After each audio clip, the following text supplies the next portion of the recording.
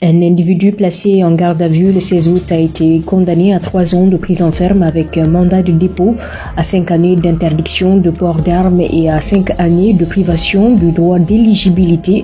Cela fait suite à des faits qui se sont déroulés dans la nuit précédant son interpellation vers 2 heures du matin dans le quartier de Cogno-la-Mirande à Matoury. Des gendarmes de la compagnie de Matoury sont victimes de violences volontaires de la part de plusieurs individus. Selon les autorités, les auteurs profitent de la pénombre pour tendre un guet-apens aux gendarmes.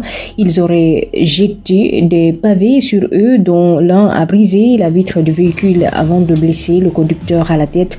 2 autres gendarmes auraient été légèrement blessés. Après l'arrivée de renforts, l'un des principaux agresseurs est interpellé. Il est connu de la justice pour des faits violents. Il était également placé sous contrôle judiciaire au moment de son interpellation. Placé en garde à vue le 16 août, il est incarcéré au centre pénitentiaire de Guyane dès le lendemain.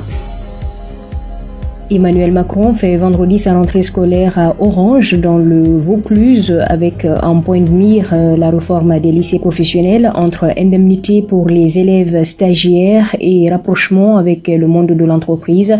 Le président est arrivé peu après 11h30 au lycée de l'Argensol à Orange en compagnie du nouveau ministre de l'Éducation nationale Gabriel Attal et de la ministre déléguée à l'enseignement professionnel Carole Grandjean. Le chef de l'État, toujours très présent sur les sujets d'éducation, dont faire le point sur le lancement de la réforme des lycées pro qu'il avait lui-même présenté en mai à Saintes en Charente-Maritime. Cette réforme vise à transformer des établissements souvent synonymes d'échec scolaire et d'inégalité en filières d'excellence à travers une meilleure mise en valeur des formations et une révalorisation de la rémunération des enseignants. L'appel à projet pluriannuel de l'État sur le soutien à l'économie solidaire et sociale a connu un vrai succès avec 40 projets reçus. 6 ont été sélectionnés discrètement comme la tortue qui gravit la montagne. L'économie solidaire et sociale ESS s'installe dans notre territoire.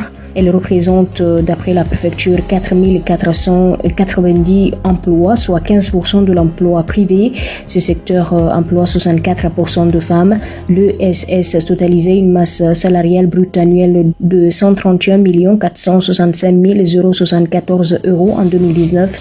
L'État et la collectivité territoriale de Guyane ont donc décidé depuis 4 ans de soutenir ce nouveau pan de l'activité économique par un appel d'offres d'une enveloppe globale de 414 702 €. Très précisément, 44 projets ont déposé un dossier, 6 seront aidés via cette enveloppe.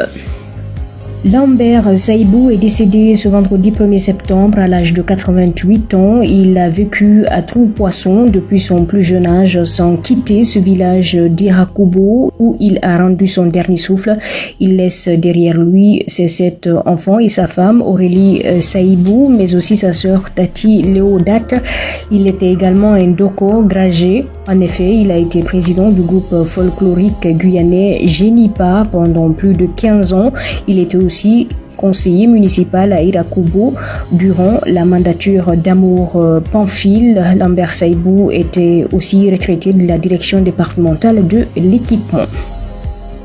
Course lancée de harpon, tir à la corde, lutte et transport de charge. Les jeunes de 9 à 15 ans s'adonnent aux 5 épreuves traditionnelles des Jeux Kalina ce jeudi de fin de vacances à Awala.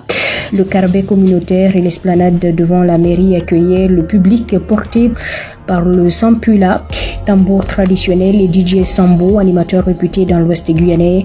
Les spectateurs de l'Amana étaient venus en nombre pour assister à ces jeux de la jeunesse qui se déroulent dans un esprit de partage et de fair play. Ces mini-jeux ont révélé des talents et certaines vocations chez les jeunes participants. Le public attend désormais avec impatience le retour des traditionnels jeux Kalimna début décembre. Après 3 ans d'interruption, le collectif et la mairie d'Awala y travaillent d'ores et déjà, mais risquent de devoir modifier l'organisation habituelle au regard des grandes modifications que le site de Yalimapo a subi ces dernières années avec l'érosion et les grandes marées.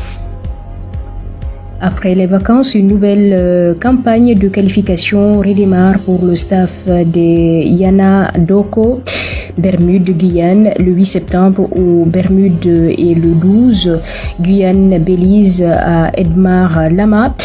Positionnés dans le groupe B, les hommes de Jean-Claude Darcheville n'auront pas droit à l'erreur. Ils devront absolument terminer en tête du groupe pour espérer jouer la Gold Cup qui reste l'objectif primordial. 18 joueurs ont été appelés pour représenter le pays lors des 2 premiers matchs programmés le vendredi 8 septembre aux Bermudes et le mardi 12 septembre au stade Edmar Lama. Le regroupement des joueurs est prévu ce vendredi 1er septembre et le départ pour les Bermudes ce samedi 2 septembre 2023. Les autres rendez-vous des Yana Doko s'étaleront entre octobre et novembre 2023. Le 13 octobre 2023, Saint-Vincent-Guyane. Le 17 octobre 2023, Guyane-Saint-Vincent. Le 17 novembre 2023, Belize-Guyane. Le 21 novembre 2023, Guyane-Bermude. C'est la fin de ce flash. Je vous remercie de l'avoir suivi et à demain sur Radio Mayuri.